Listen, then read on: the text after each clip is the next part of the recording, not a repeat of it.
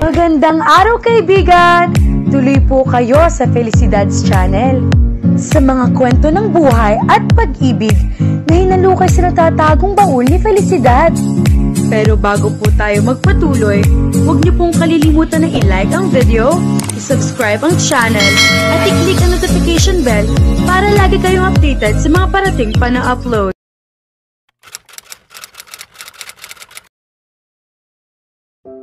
Mabilis silang nakapag-empake ng mga dadalhin patungo sa Hunterial.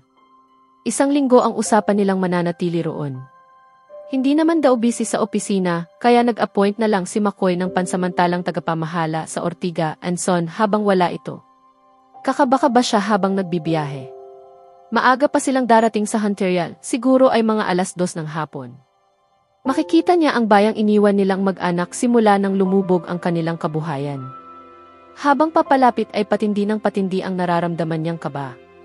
Saka lang niya naramdaman na labis niyang na-miss ang lugar na iyon nang pumasok na sila sa kabayanan yun. Nami-miss mo rin ang lugar na to, hindi ba? Sabi ni McCoy sa kanya nang nasa tapat na sila ng munisipyo. Napangiti siya. Narilet pala si Mayor Montana, sabi niya. Pinagtaasan siya nito ng kilay. Huwag mong sabihing isa ka sa mga groupies na may crush sa kanya. Iningusan niya ito. Siyempre naman. Ordinaryong babae lang ako. Ang gwapo niya kaya. Napadaing ito sa inis. Ayoko sa mga groupies. Napatingin siya sa mukha nito. Selos ba iyon? Ilusyon mo lang yan, Cindy. Managinip ka pa, sabi niya sa sarili. Itinoon na niya ang paningin sa kalsada sa unahan. Ano ngayon? Balik niya rito para lang maisalba ang mukha niya. Lalo lang itong nainis sa kanya. Pero makalipas ang ilang sandali, unti-unting bumalik ang magaan na mood nito. Pasipol-sipol na ito sa pagmamaneho. Gusto ko sanang dumaan sa ancestral house namin, kaso hindi pwede, sabi nito, sabay sulyap kay Kisha. Napabuntong hininga na lang siya bilang reaksyon. Ilang sandali pa ay papasok na sila sa daan patungo sa paanan ng Mount Banoy. Makalipas ang 30 minuto. Kalsadang gawa sa graba na ang tinatahak nila. Medyo bako-bako ang ibang bahagi ng kalsada. Tama lang na pick up ang dala nilang sasakyan. Papasok na iyon sa paanan ng bundok. Lihis ito sa daan papunta sa Mountain Peak Resort kaya hindi konkreto. Pribadong pag-aari ito. Nagbigay lang ng right of way ang may-ari. Panginoon, basbasan niyo nawa ang kanyang kaluluwa. Plano kong mag-ambag ng para sa pagpapasmento nito. Nakatanaw siya sa labas ng sasakyan. Hindi pa siya kailanman nakapunta sa Mount Banoy. Nakikita lang niya iyon mula sa town proper.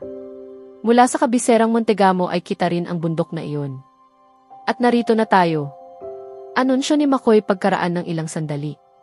Napawaw siya nang makita niya ang log cabin na tinigilan ng kanilang sasakyan. Ito ang rest house mo. Yap, halika na. Inalis na nito ang seatbelt at umibis na, saka siya pinagbuksan ng pinto. Ito na ang kumarga kay Kisha. Maganda, di ba? Sabi ko sa'yo eh. Ang ganda, humahangang sabi niya habang iginagala ang mga mata sa paligid. Punong-puno ng mga bulaklak at ornamental plants ang kapaligiran. Grabe ang ganda dito. Sa mga kalendaryo at magasin siya madalas makakita ng ganoong uri ng rest house. Mayaman ang pamilya niya noon, oo, ngunit hindi naman mahilig mag-invest sa properties ang mga magulang niya. Sapat na sa mga ito na may bahay sila sa Hunterial at sa Montegamo. Kahit nga sa Maynila ay hindi nag-invest ang mga ito. Halika na sa loob. Nasa balkonahe ng kwartong ibinigay sa kanya ni McCoy si Cindy ng mga sandaling iyon. Walang sawang pinagmamasdan niya ang kagandahang nakikita niya.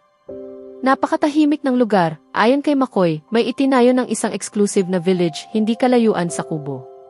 Sobrang exclusive daw ng village na iyon at tinaguriang Little Tagaytay ng Hunterial.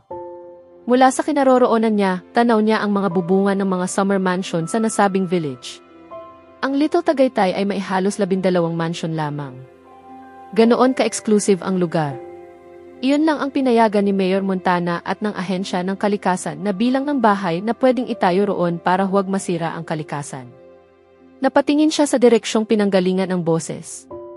Ayon sa sinabi, pareho raw silang may terasa ni McCoy, hindi siya makapagdesisyon. Paikot sa bahay ang terasa na iyon kaya ito ay isang karaniwang terasa na ginagamit ng lahat. Naglalakad si McCoy palapit sa kanya sa kanang bahagi niya. Hindi niya mapigilan ang sariling humanga sa bulto nito. Naglalakad siya ng may buong pagmamalaki. Ano nang masasabi mo, Cindy? Tanong nito. Iginala nito ang tingin sa paligid. Tama ako, di ba? Paraiso ang lugar na ito, patuloy nito nang hindi siya agad kumibo. Itinuon nito ang mga kamay sa kahoy na balustre ng terasa. Sininghot nito ng malakas ang hangin. Nakapikit siya nang gawin iyon, mukhang masarap siya, sariwang-sariwa ang hangin dito. Siguradong lulusog agad si Kisha rito. Siguro nga. Nakatulog na nga siya agad eh. Mapapamahal ka sa lugar na ito, Cindy, wika nito. Tinitiyak ko sa'yo iyan. Nakatingin siya sa tagiliran ng mukha nito. Para siyang nahipnotismo sa pagkakatitig dito, batid niya ang bawat kibot ng mga labi nito habang nagsasalita. In love na nga yata ako, McCoy. Cindy, ipinitik nito ang daliri sa tapat ng mukha niya. Naramdaman niya ang pag-iinit ng magkabilang pisngi niya. Hindi niya alam kung gaano katagal siyang napatunganga sa gwapong mukha nito. Ang sigurado lang niya, alam niya na unti-unti siyang nawawala sa sarili niya. At naisip niyang kaakit-akit siya. Nabasa rin kaya nito ang nasa isip niya? Ang sabi ko, sobrang ganda at tahimik ng lugar na ito. Si Vince Leviste ang nag-refer sa akin nito, iyong may-ari ng Mountain Peak Resort na nabanggit ko na sa iyo na kinakapatid ko. Makikilala mo siya pagbisita natin sa Mountain Peak. Pumunta kami roon noon para mag-photoshoot sa resort. Kliyente kasi iyon ng agency namin. May isa ring pabrika sa Montegamo na kliyente rin namin noon kaya sumadya na ako rito mismo. Bukod pa rito, gusto ko ring dumalaw kina mama at papa noon. Nabanggit nga ni Vince ang tungkol sa rest house.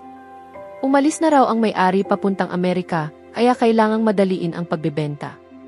Nakuha ko sa mababang halaga. Minahal ko na agad nung una ko palang itong makita. Habang tinitingnan niya ang buong paligid ngayon, naunawaan niya kung bakit niya naramdaman iyon, ang mahulog agad sa pag-ibig sa lugar sa unang tingin. Dahil iyon mismo ang nadarama niya nang una niyang makita ang mountain cabin.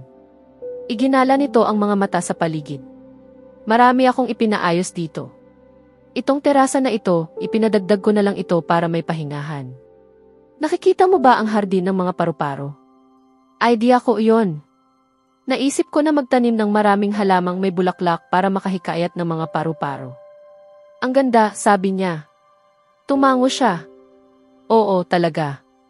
Para sa akin, ito ang paraiso. Kapag nagkaasawa at nagkaanak ako, gusto kong dito kami manirahan. Kaya kong gawin ang mga gawaing opisina dito naman. Kung tungkol sa internet, may wifi spot naman sa Mountain Peak Resort, kaya pwede akong pumunta roon. Mga 15 minutong pag-akyat lang ng sasakyan. Ano sa tingin mo? Nagkibit balikat siya. Hindi niya alam kung ano ang iisipin sa ideyang paninirahan nito sa isang lugar. Hindi niya alam kung bakit kailangang maapektuhan siya ng kahit kaunti. Mukhang ang magandang manirahan dito, komento na lang niya. Malayo sa hassle ng syudad, walang traffic, walang polusyon sa hangin at ingay. Isang paraiso. Pero medyo malayo yata ito sa kabihasnan. Mahirap kapag may emergency, di ba? Bukod pa doon, kung hindi naman rural girl ang magiging misis mo, kakawawain mo lang siya rito. Malayo sa salon, spa, mall, at sa bar, at alangan namang kung todo makeup siya habang nagbubungkal sa hardin, di ba? Natawa ito. Napamaang naman siya rito. Well, ano nang nakakatawa? Hinihingi mo ang opinyon ko, di ba? Hinihingi ko lang ang opinyon mo tungkol sa lugar na ito. Ang dami mo na agad nasabi tungkol sa magiging misis ko, natatawa pa ring sagot nito. Pero natutuwa ako na pareho pala tayo ng opinyon tungkol sa pagiging ideal na lugar ng Hunterial para manirahan. Kahit dito sa paanan ng bundok. Siyempre, madali naman pumunta sa bayan mula rito. May sasakyan naman, di ba? Teka, bakit ba ako ang tinatanong mo? Tahimik na si Tanya rito. Ako ba ang magiging kasama mo sa pagtataguyod ng pamilya rito?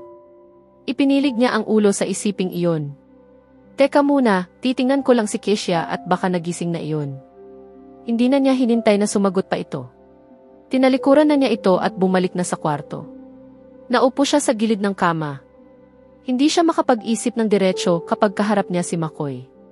Palaging may romantikong naiisip siya kapag malapit siya sa kanya.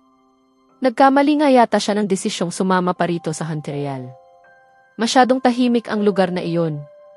Baka nga kung wala si Keisha ay pulos tungkol sa maraming posibilidad sa pagitan nila ni McCoy ang pagkaabalahan niyang isipin. Parang lumalalim na at nagiging totoong damdamin na ang dati niyang simpleng atraksyon para dito. Kung ano man ang nalalaman niya, maaaring nagmamahal na siya sa kanya ngayon. At ano ang gagawin mo tungkol sa damdaming yan, Cindy? Sunod-sunod ang ginawa niyang pag-iling. Hindi niya alam kung ano ang dapat niyang gawin sa pesting damdaming iyon. Napabuntong hininga na lang siya ng ubod ng lalim. Nakapikit pang nag-inat si Cindy. Taliwas sa inasahan niya, nakatulog siya ng maayos sa unang gabi niya sa kubo ni McCoy sa Hunterial. Maliban sa minsang pagbangon niya para padedehin si Keisha, dire-diretso na ang tulog niya. Iyon ang unang umaga niya sa paanan ng Mount Banoy.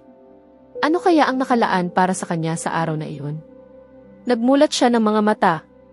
Otomatikong lumipad ang mga mata niya sa crib ni Keisha.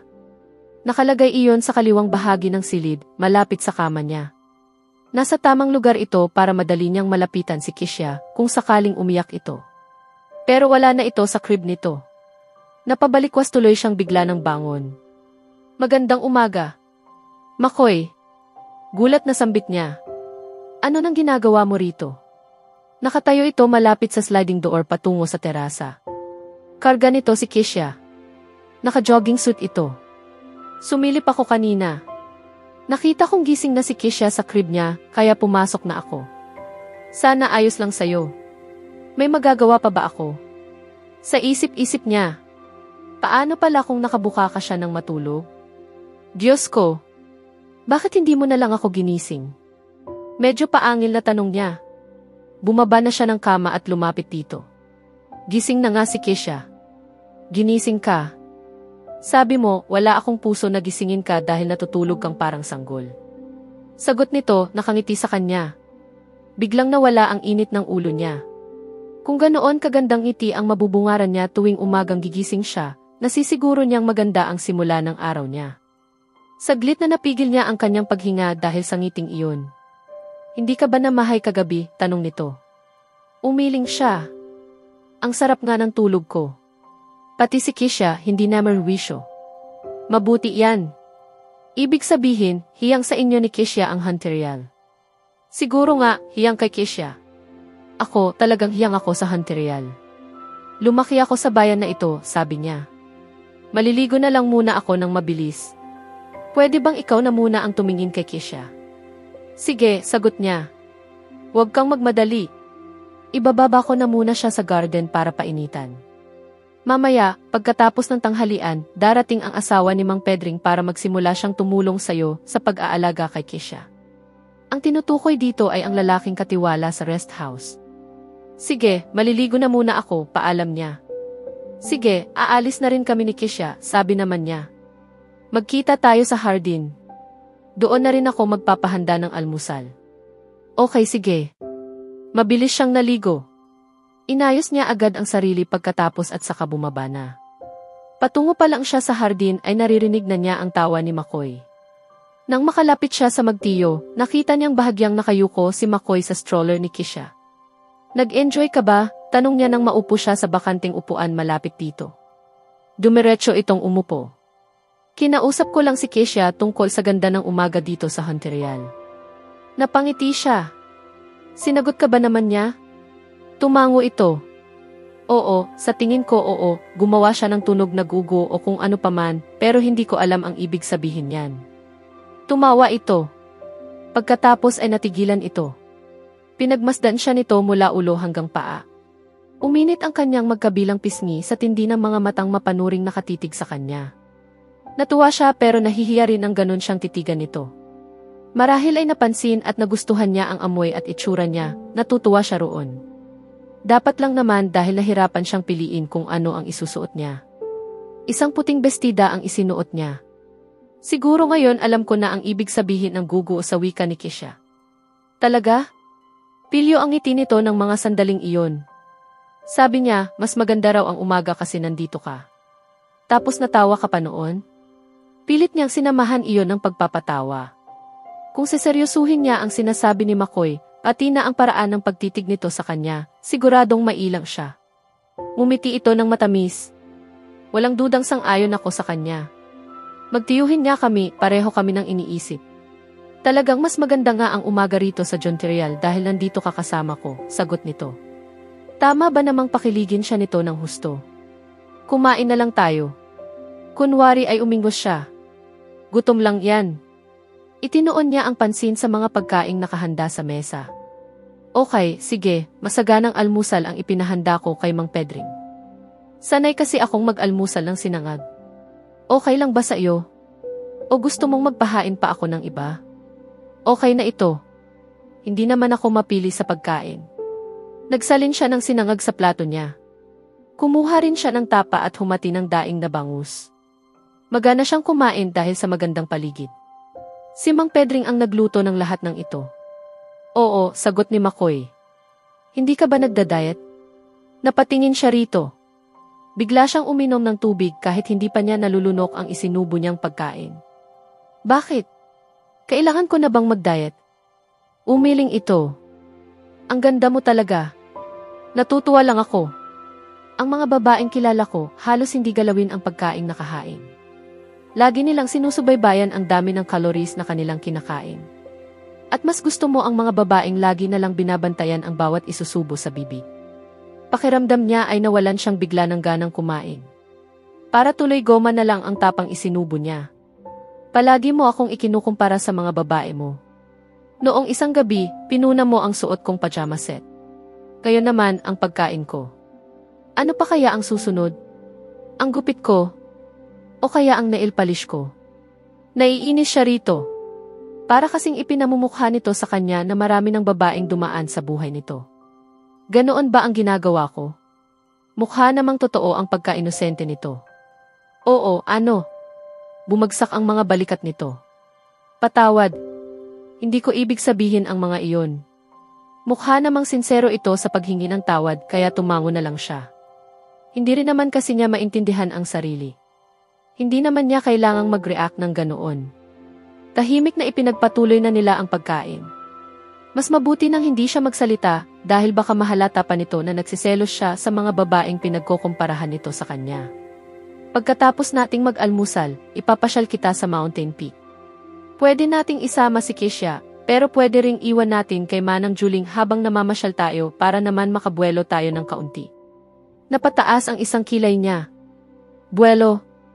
Ngumiti siya. Ang ibig kong sabihin, pahinga muna. Mula sa pag-aalaga sa kanya. Sabik na sabik ang mag-asawang iyon sa bata dahil hindi sila masyadong malapit sa mga apo nila. Kaya, date na ba ito? Napangiti na lang siya. Okay, game ako. Game, gagad nito sa kanya, nakalabi. Parang ginawa mo naman akong buddy-buddy. Katropa. Kaberks. Natawa siya. Kaberks, ulit niya sa sinabi nito. Updated ka rin pala sa mga ganoong lengguwahe ha? Baka mamaya ay nag-carry, chuvanes at kung ano-ano pang kabaklaan na naririnig niya mula kay Ella. Tumawa ito. Naririnig ko sa office eh. Hindi kita Kaberks. Boss kita. Kailangan ko pa bang ipaalala sa'yo yan? Sa ngayon, oo, makahulugang tura nito. Pagkatapos ay tumayo na ito, karga pa rin si Keisha. Tara na, hinihintay na tayo ni Vince at ng asawa niyang sina Sudi. Doon tayo magkakape panghimagas. Sa susunod na kabanata, mas lalo pang lalalim ang relasyon ni Cindy at McCoy habang nagkakaroon sila ng mas maraming pagkakataon na magkasama sa magandang paligid ng Montreal.